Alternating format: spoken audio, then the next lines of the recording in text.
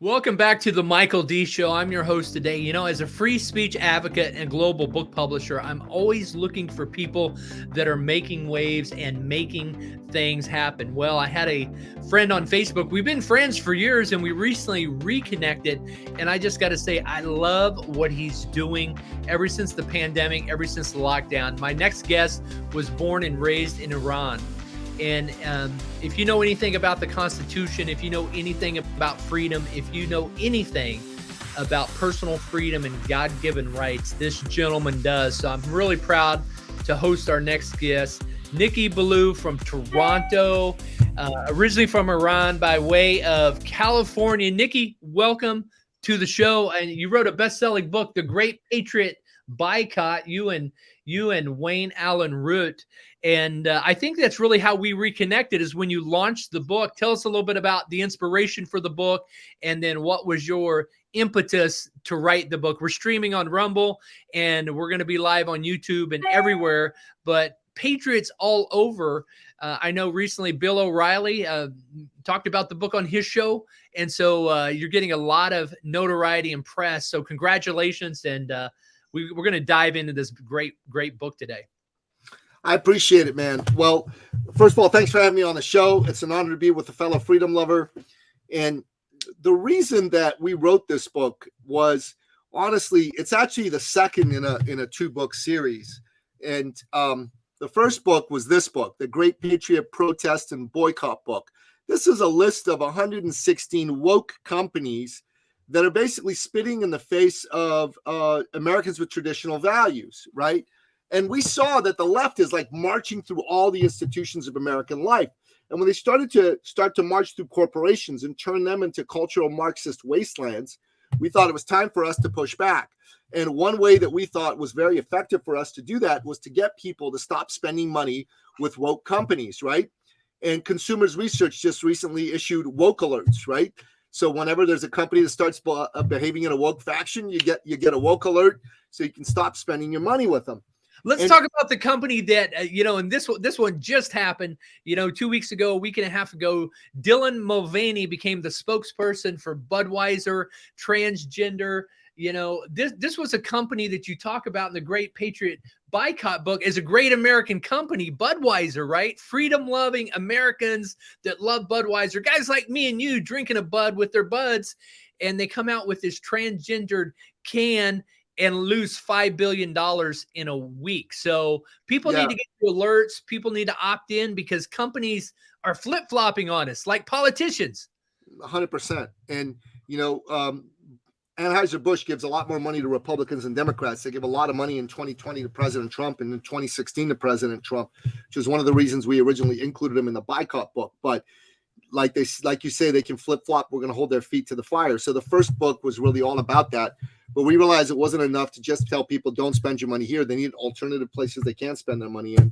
So we wrote the Great Patriot BUY-cott book because we want to show people companies that they can spend their money with. Now, we're always going to have to hold every company's feet to the fire.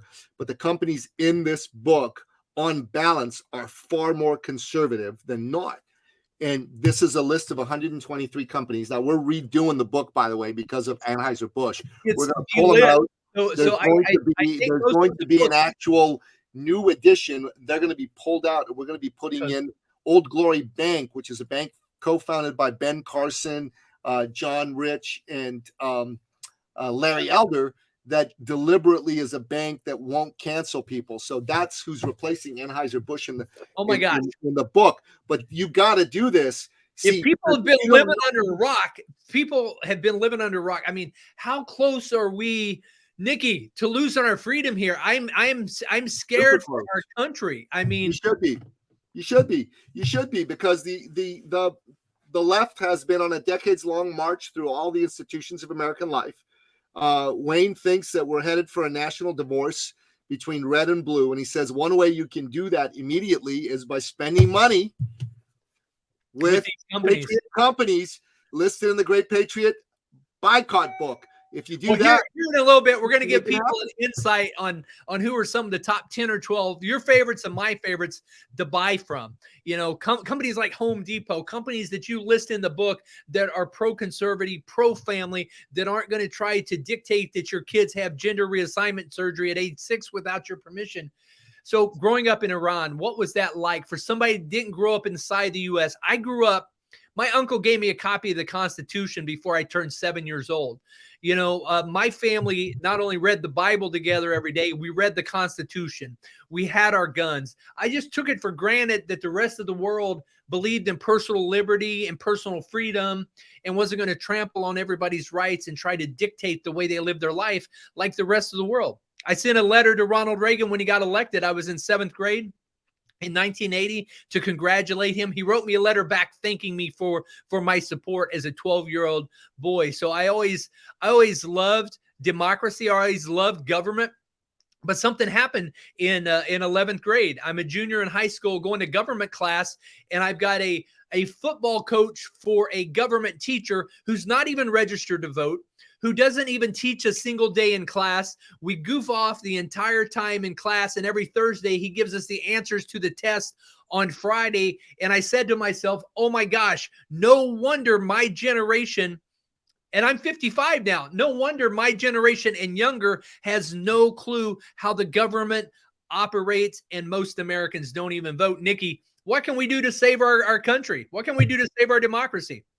well, obviously, man, get involved. You know, vote Republican. If you've been voting Democrat, now's the time to stop, right? And get involved in school board races. Kick out the leftists from school boards and put in patriots in there.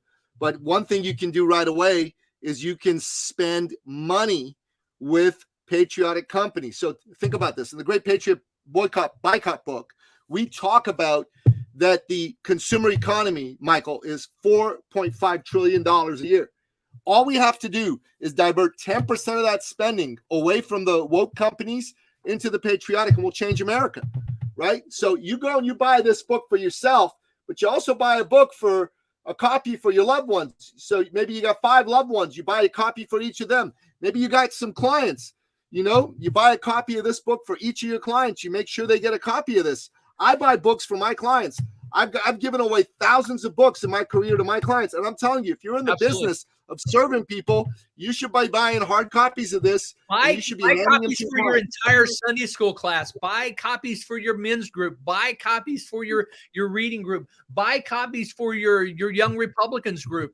I mean, go to some of these Young Republicans group, aka Charlie Kirk style Young Republicans. Get involved. I mean, you talk about My Pillow. Mike Lindell is one of the greatest patriots in America. And he's one of the bravest men I know. You talk about In-N-Out Burger. I didn't know In-N-Out Burger was such a patriotic company. I'm going to support them more and more. Hobby Lobby. There is a company, I met the founders, just amazing philanthropists doing not only amazing things for their employees, but also funding movies for the kingdom.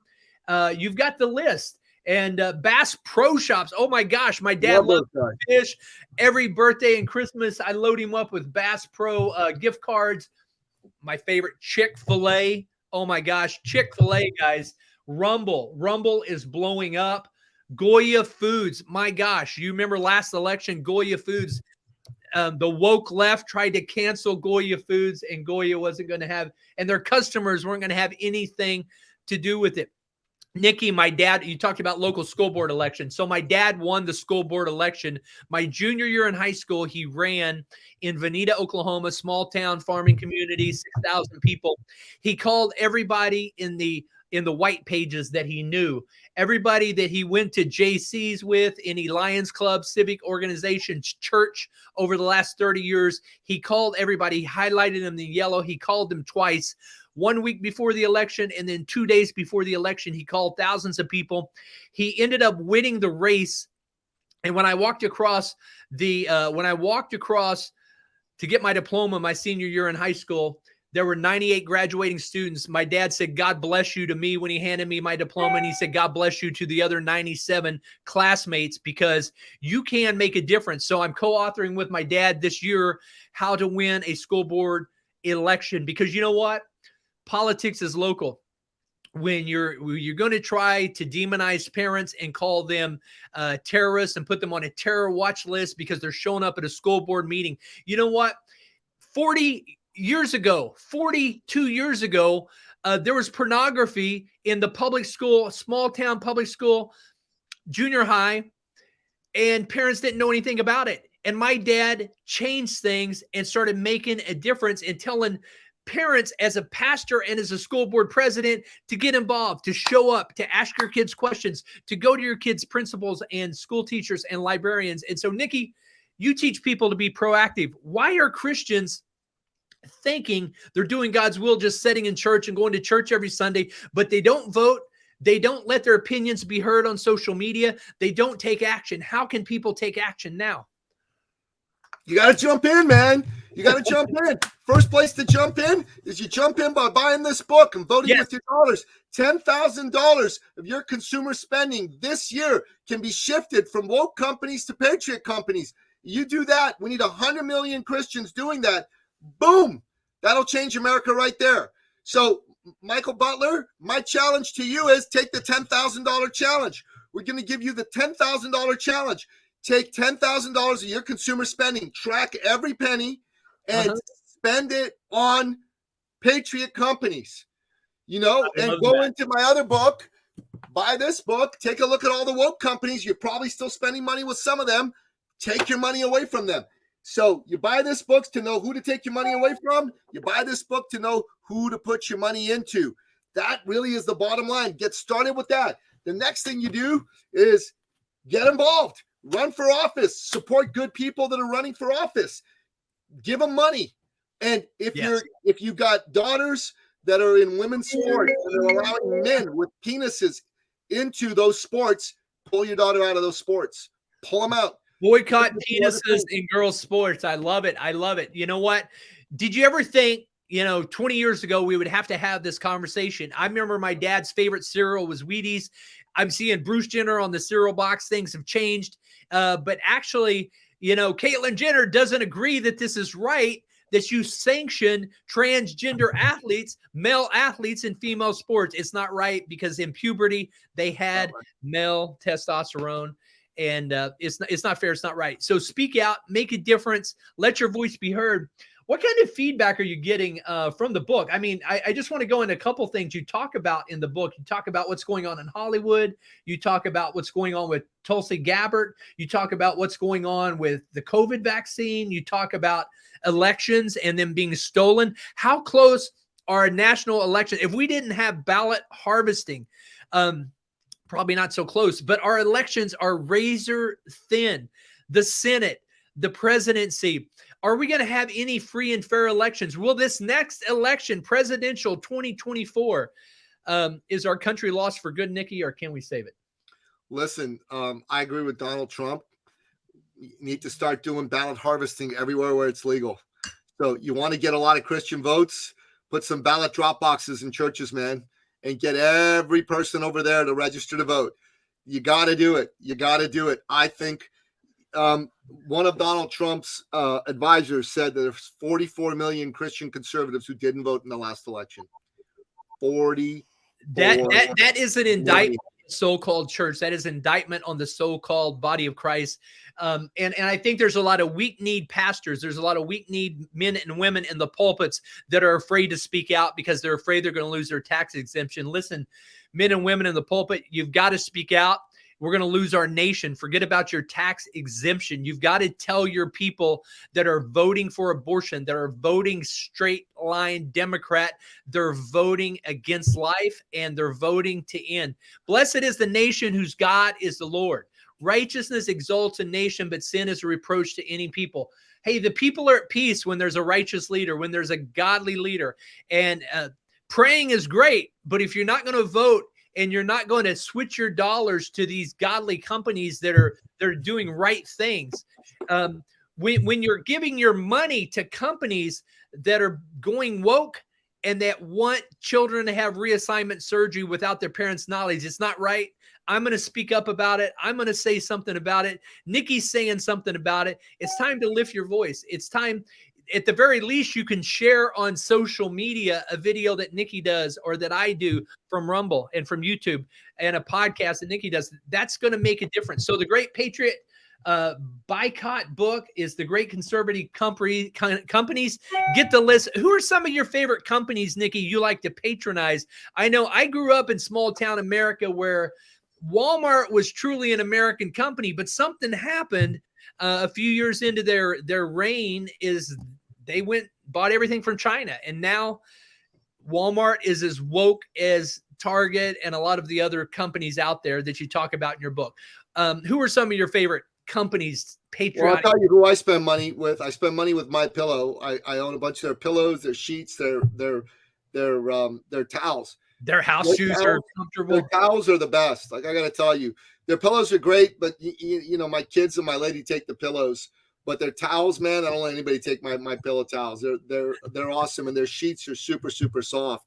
You know, I spend money with I don't want to say I spend money, but I watch Real America's Voice TV. Wayne is on Real America's Voice TV.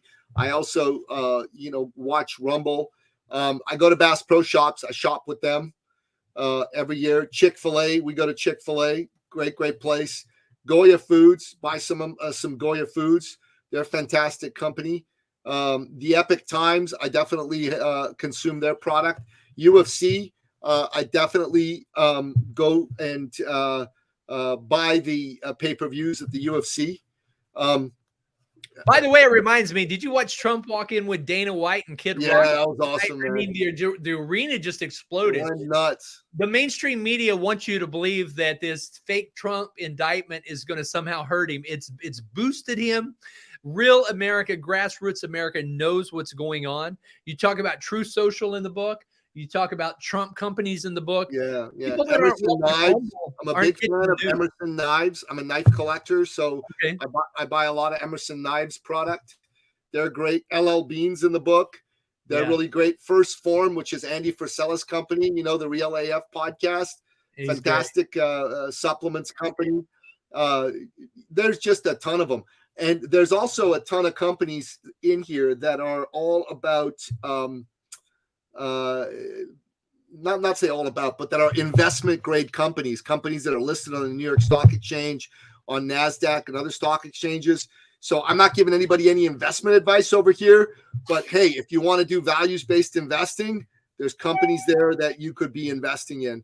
And I think it's really, really important for you. I want to come back to the bank you were talking about, John Rich, Larry Elder, starting a bank. Can you give us a little more insight on that and when it's going to be available? It's available now. It's called Old Glory Bank, and it's an online bank. So from anywhere in the United States, you can start depositing in Old Glory Bank. You know, huge. They're going to, like, we're revising the book to add those guys in. Okay, great. They're awesome. You know, Trump's company is number one in the book because he's, you know, the most patriotic and conservative business owner in America is Donald Trump himself. They got hotels you can stay at. They got products you can buy from, but there's other ones. There's Omni Hotels and Resorts.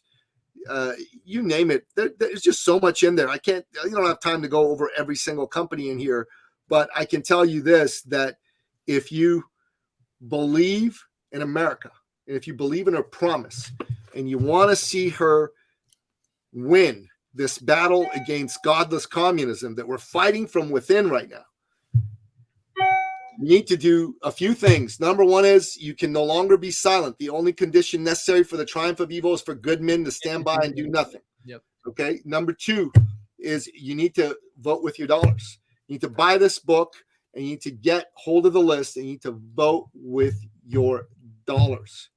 And if you own a company and it's not in this book, well, you need to contact myself or Wayne and tell us why you should be in the next edition of the book, the next version of the book. And we're going to be doing a lot of cool stuff to help promote patriotic companies, right? The $10,000 Patriot Challenge is shift $10,000 of your spending from woke to patriot. Beautiful. From woke to patriot. That is super, super important for you to do. Super, super important for you to do. You talk about in section 1 what patriots believe, and then you go into the parallel economy. Give us a little backstory for somebody that maybe just immigrated here and they don't get the big picture, or maybe they've been, I travel a lot internationally, as do you. I've spoken in 30 countries. We've got authors in 49 countries. And, when you travel internationally, particularly in Europe, about all you can get is CNN and Al Jazeera. So why don't you tell us what is the DNA of a patriot? What does a patriot truly believe? Well, they believe in America. They believe in America and the promise of America. You know what I'm saying? They believe in the Constitution. They don't believe in wokeism. They believe that men are men and women are women, and this craziness where, look, gender dysphoria is a real thing, okay? Gender dysphoria is a real thing. And there are people that have it. And I got a lot of sympathy for people that really have it. But right now, what we've done is we've given some truly disturbed people the right to set the agenda for the entire country. You're allowing men that have participated in athletics as men and can't win there, but are mentally disturbed to go, okay, I'm going to call myself a woman now. I'm still going to maintain all my masculine male equipment. And then I'm going to go and participate in women's sports and win championships. That's ridiculous. That anybody would think this is a good idea is beyond insane. It's beyond insane. You can't allow for that. And I'll tell you this, you need to be somebody who is not insane, and you need to support people that are not insane. And when people speak insanely, you need to speak up, and you need to not affirm them. So if someone comes to you and says, hey, what are your pronouns? You need to look at them and say, no, I'm not playing that game. Goodbye. And if they try to chase you and just say, listen, don't piss me off, because, I believe in the Second Amendment and the right to bear arms and to protect myself. And if you try to come at me and try to hurt me or kill me, I will defend myself. Pure and simple. Hey, question for you, Nicky. What's it like in Toronto, Canada? I'm in Texas, and we can carry, and I carry most of the time. I don't have to have a permit to carry my pistol with me. What's it like in Canada? No, well, come on, man. Canada doesn't have any of that. You're not allowed to carry weapons. But I'm talking, your audience is, heavily American, right? Mm-hmm, right. In Canada, you've got to find other ways to defend yourself. In my home, I've got some tools. There you go. I've got some tools. They're not guns, but I've got some tools. I'm sure you've got it booby trapped as well, that if somebody tries to break into your house, they're gonna explode their face off. Well, it's hard. It'd be difficult to break into my house, but I got a couple of tools. I can take care of business if need be. Yes. I'm a knife collector. I've got knives and swords and bats, and I'm not a pussy. So, this sort of thing is something that a man like me is going to be able to take care of himself with. But all I'm saying is that you've got to stick up for yourself. You got to stick up for your children. You do. If you don't, our world is lost. Now, Canada, unfortunately, right now has fewer protections than the United States, but we're headed in America. This book is written for a primarily American audience, right? This book is intended for Americans. America is the one indispensable nation in the world. I mean, you lose America, we lose every other country in the world, Michael. Well, how important is allow America? that to happen. Let me finish my point. We cannot allow that to happen. Yeah. That's why it's so important for people to pick up copies of this book and for people to give it away to people and start to take on the $10,000 challenge. So you know what? You ought to put in one of your little lines over there, the $10,000 Patriot Company challenge. Just write that in there so people see that. And the challenge is to go buy this book and start diverting $10,000 of your spending from woke companies to Patriot ones. So honestly, when it comes to drinking beer, when it comes to consuming media, for example, if you're consuming Disney product, if you have the Disney Plus channel, I advise you to immediately cancel that. And I advise you to start going after other channels, right, that are going to help you support American values. So let's take this on. And Michael, you should have me back on. We should work on helping you divert any money that you might be spending with woke folks that you have a choice to spend elsewhere. Because you don't want to, listen, if it's necessary for your family and there's only a woke company that supplies it, well, then don't hurt your family, right? But if you have a choice, and in almost all cases you have a choice, you should be taking this. You should bring me back home. We should talk about this $10,000 Patriot challenge. And that's what I think we ought to help people do. And let's talk about where we're spending money. Let's talk about spending money with some of these companies in here. And I think this will be great. Nicky, you hit on something very powerful here. And that is, as goes America, so goes the world. People don't realize how beneficial, how much of the cornerstone is. America was founded as a nation on principle by God. People, born again believers who came here in search for, they were led here as they prayed. They wanted religious freedom. They wanted the right to worship as they chose. They wanted to be able to not have the heavy taxes that we did in the old world. And they wanted to be able to fund the ministry and the kingdom. A lot of the early Ivy League schools like Harvard and Yale were actually seminaries to train missionaries and pastors to go out and evangelize the world. And so about 90 to 95% of global missions funding to this day comes from the United States. We've got a missions organization here, 1040 Impact, where we rescue, feed, clothe, and educate girls that have been rescued from human trafficking. 328 girls a day that we feed, clothe, and educate, and have a full-time staff in Pakistan. 2 years ago, when the U.S. pulled out of Afghanistan, we purchased 54 girls whose parents were so desperate because they said, we see what the Taliban's doing to our 4 to 14-year-old daughters. We're going to sell them to traffickers to go into Pakistan. Fortunately, we intercepted them. We bought them, added them to our group, giving them medical care, education, feeding them, clothing them, training, teaching them the gospel. They're learning the skills that they need for life, not only English, math, science, and reading, but also cosmetology and trade skills so they don't have to go back and be trafficked. So these girls are changing the world. And Nicky, the power of entrepreneurship.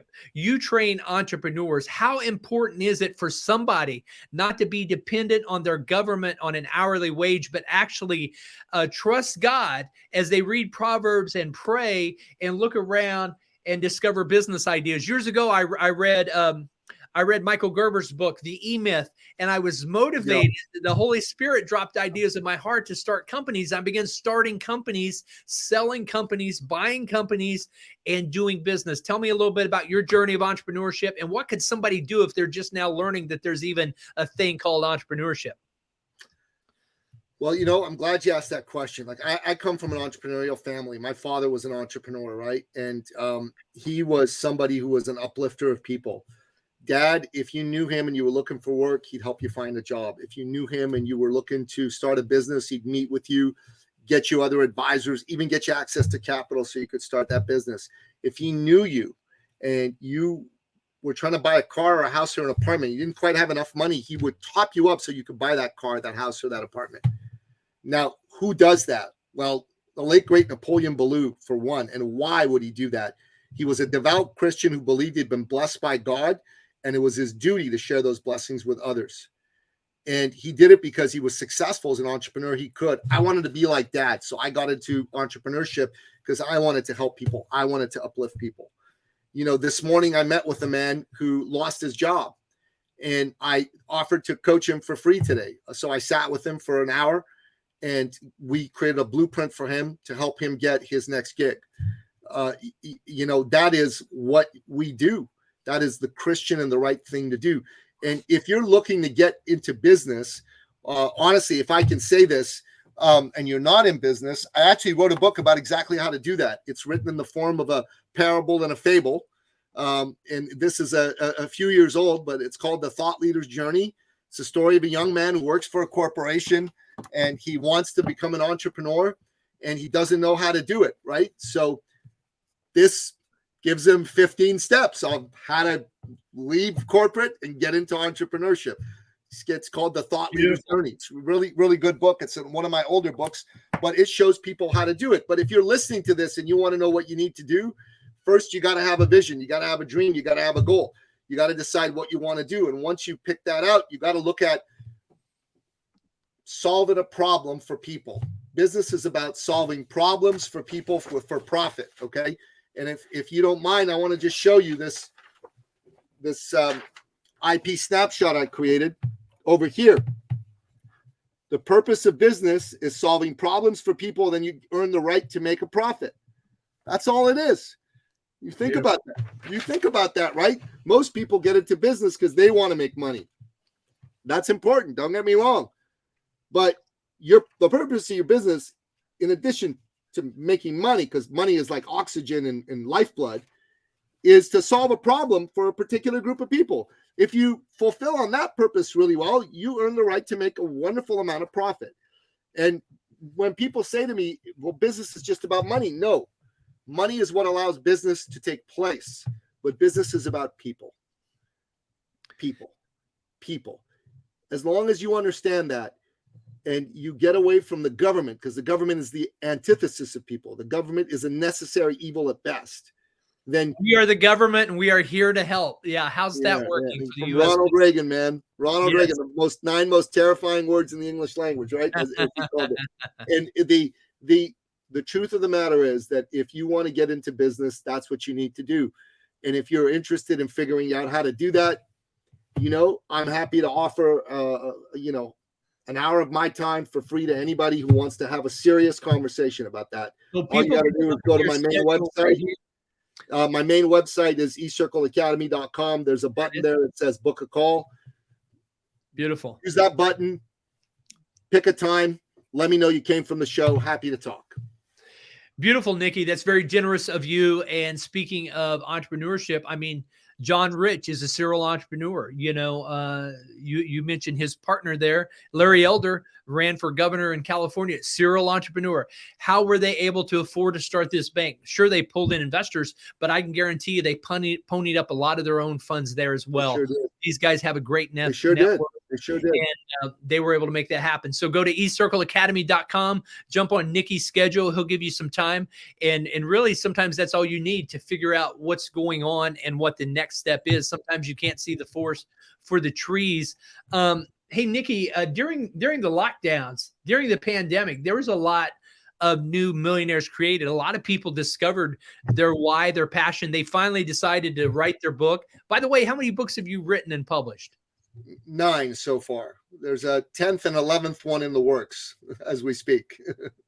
Well, I know we're excited about publishing those. And wow, what do you think is the best hedge of protection for a grandfather, a young dad, maybe a brand new baby in diapers, and they're just freaking out with the AI technology and everything and wokeism and everything that's happening? I mean, should we just hide away in Montana and hunker down in our bunker, or what would you do if you were 30 again? If I were 30 again, I'd get into business at 30, and I didn't get into business till I was closer to 37, 38. But I would have gotten into business a whole lot sooner. I would have looked to solve problems for more people.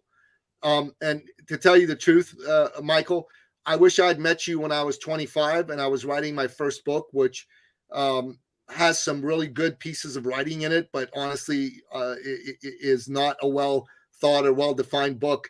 Maybe I need someone like you to take it. It's a novel and chop it down from its monstrosity to something that we can actually put out there into the world.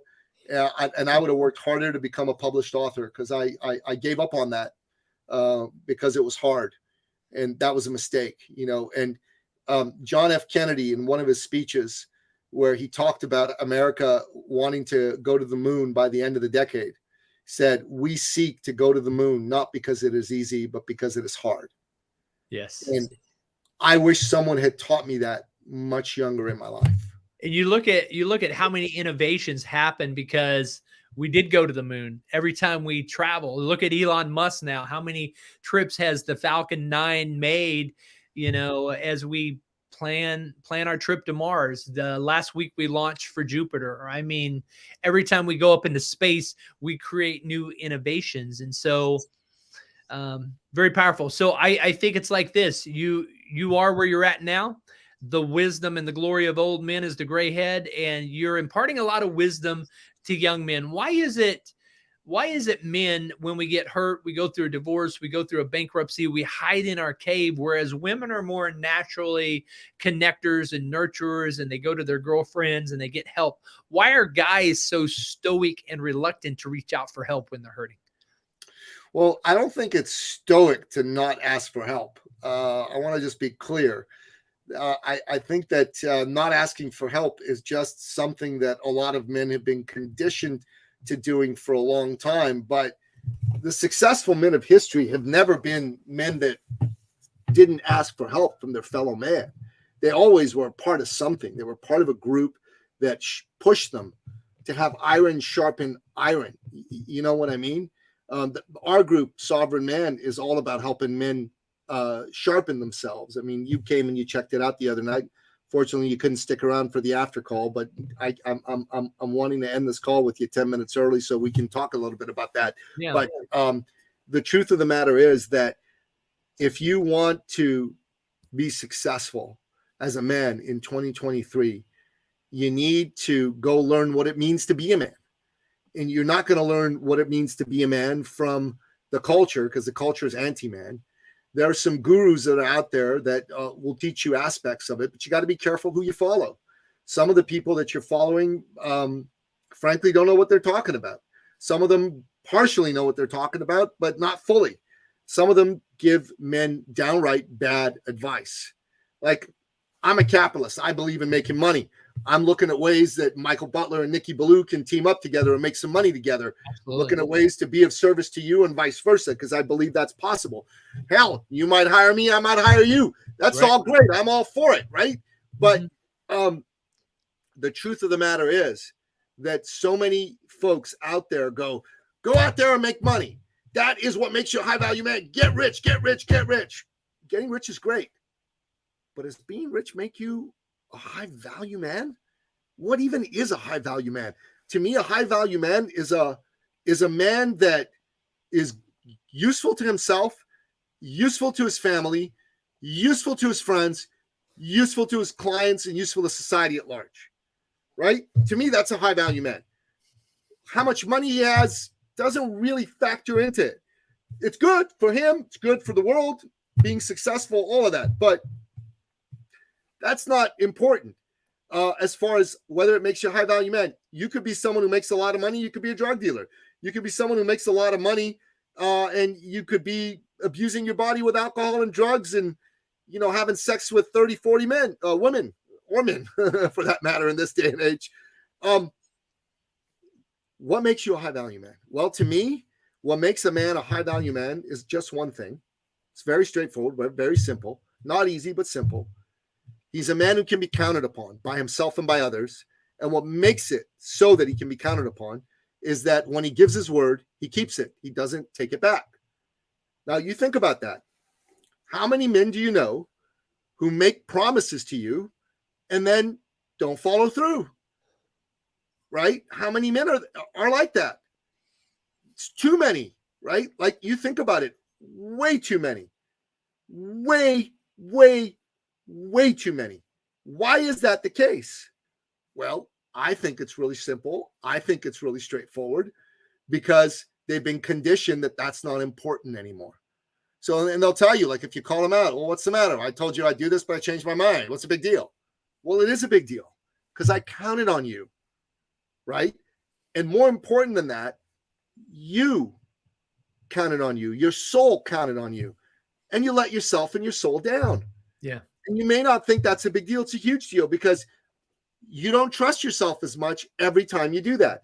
Every time you give your word and you don't keep it, your own self-belief and self-trust goes down. You're also sending a message to the Almighty. You're saying, God, sorry. You know, when I told you I wanted to be a multimillionaire, I didn't really mean it. You know, when I told you I want to meet the woman of my dreams, I didn't really mean it. You don't have to give me that. It's okay. But is that what you really want? Do you want your biggest goals to always be out of reach because you don't have faith in yourself? And this lack of faith in yourself is something you caused by taking your word back once you gave it. So you can get it back by starting to keep your word to yourself again. and And to respect others. yourself again. And to others. And to others. Listen. Beautiful. I'll give you a few examples, okay? So the other month, a friend of mine, he's in the men's group, actually. He invited me to go see a movie with him and a couple of the other men. I said yes, and another man said yes, and another man said no. Now, the man that said no runs Sovereign Man with me. He wasn't there. He was on vacation when you came. But I was tired that day, and I didn't really want to go. So I called this fella up, and I said, "You're not going?" He said, "No, I never said I was going, blah, blah, blah." And I said, "Oh, crap." And he said to me, "Did you say you were going to go?" Because I was like saying, "Yeah, I don't really want to go," and all that. I said, "Yeah, I did." He said, "Well, then you know what you have to do." And yeah, I knew what I had to do. I had to go because I said I was. And I grumbled. I swore under my breath, but I climbed into my car, got stuck in traffic for an hour, and made it to the movie theater. And we saw the movie together, and it was great. I had a great time being with these men. But a funny little thing happened as a result of me doing this very inconvenient thing that I said I was going to do. In the next few days, a whole bunch of things started lining up my way. You know what I mean, Michael? Yeah. And it's when men ask me, "Well, Nicky, well, when is it acceptable to break your word?" Well, my answer is, you're a grown man and you can do whatever you want. But if you're asking for me to tell you to bless you breaking your word, I'm not going to do that. It's not acceptable to break your word. And you should keep your word. And you should especially keep your word when you don't want to anymore. That is the true mark and sign of a man. And you shouldn't go make a big deal about it and tell the world, "Oh, look at me. I'm such a great man. I kept my word, even though I didn't really want to."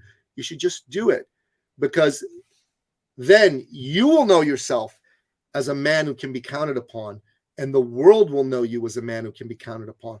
That is what makes you a high value man. Now, in my world, Michael, I only know 2 or 3 men that I absolutely know I can count on. Only 2 or 3.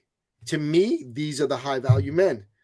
Now, look, I know a lot of very rich men. I know a lot of multi-millionaires. I know a couple billionaires. And they're good men. But their word is pretty crappy, to tell you the truth. And I don't value them that highly. Would I want to do business with them? I don't even know if I can say for sure yes to that. They have a lot of money, to be sure. They can afford my services, to be sure. But if I don't know that I can count on this man to follow through on what he said he was going to do, then me doing business with him is a crapshoot. Maybe he'll pay, maybe he won't. Maybe he'll do what he was coached to do, maybe he won't. And those things are super, super important. Very important. Very important. Well, we did a deep dive on the Great Patriot BUY-cott book. Grab it now, available on Amazon. Just some incredible reviews here. And I think the most popular chapter in the book is the list, section 5, the list, where you get the most patriotic companies. And hey, the best-selling author here today, Nicky, Billou, great interview. The $10,000 Patriot Challenge. You're already spending this money anyway, and you're spending it with woke companies like Disney and like Budweiser. Why don't you switch to patriotic companies? He gives you the list. Grab 10 copies, share it with your Sunday school class, your men's group, your reading club, and change some lives. Nicky, what's the best way for people to get a hold of you, people to find you, people to follow you? If you're a business owner, go to eCircleacademy.com/appointment, get on my calendar. If you simply want to get connected on social media, if you put in @Nicky Billou in almost every social media channel except Rumble. On Rumble, I'm @Persian Poet because I'm Persian and I'm a poet. So other than that, those are the places you can get a hold of me. And take care of me. And I dropped in your chat a copy of the Amazon link for the book. Yes, so, yes. Yeah, and unfortunately on StreamYard, it doesn't hyperlink. But if you just go to Amazon and type in the title of the book, I'll put up the title again so you can type it in. It's the Great Patriot BUY-cott book. There it is. Just type in Nicky's name on Amazon. It'll come right up. Grab it. grab multiple copies. Nicky, thanks for being with us today on the Michael D. Show. I'm your host and free speech advocate and global book publisher. I don't believe it's too late to save America. And Nicky, you're helping us do it. Thanks so much for sharing an hour of your time with us today. What a great interview. Thank you. God bless you, brother. Thanks for having me on the show.